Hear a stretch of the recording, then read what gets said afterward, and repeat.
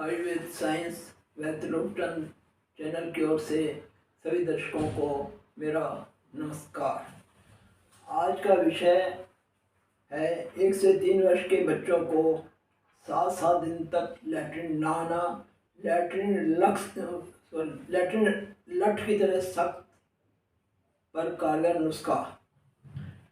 Ayurveda science पर मैं आपको आज का विषय बताना चाहूँगा।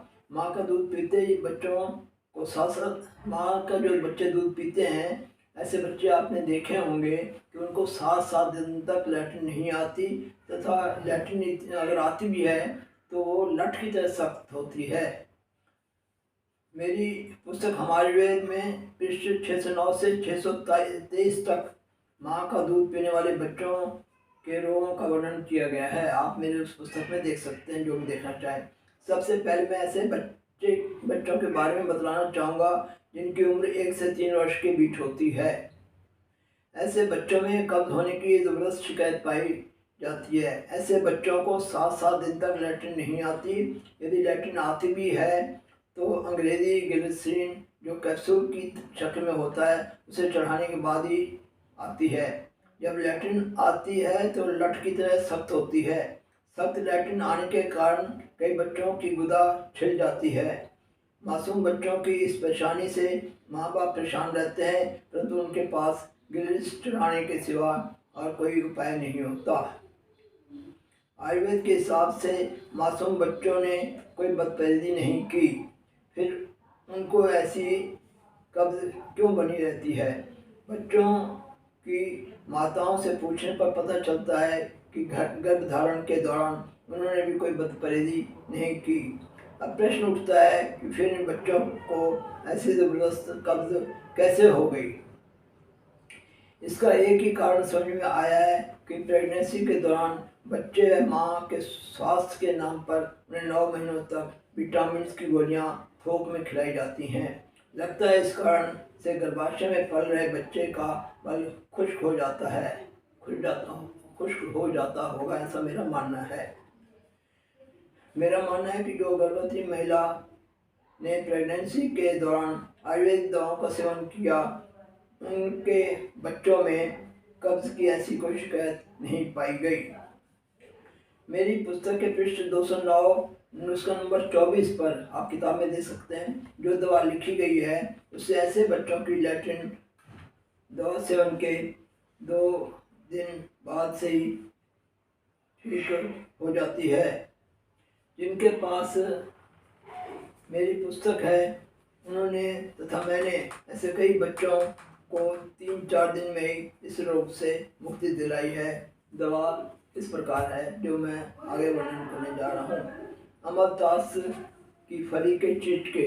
अमरतास काली वाली फली होती है जो लटकती रहती है पेड़ों पर, उसमें से बीज भी होते हैं और गुदा भी चिपकी रहती है बीज के चारों तरफ। तो वो लेने हैं उम्र के हिसाब से 6-7 नग, वो चिटके जो होते हैं ना, 6 या 7 नग ले लिए।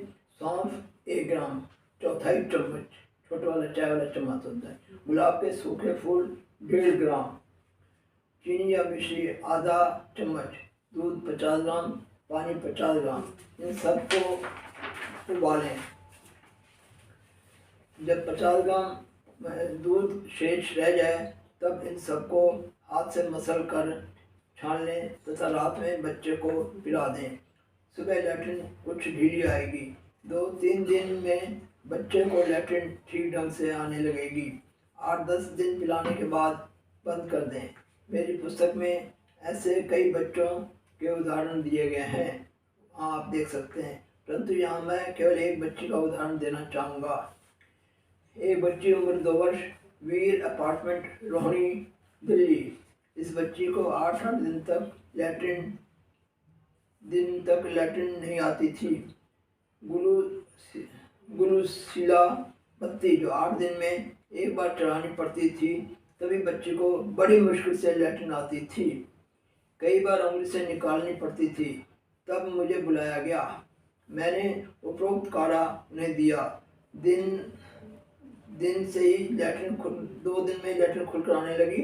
उस बच्ची को 15 दिनों तक उपरोक्त काढ़ा दिया गया।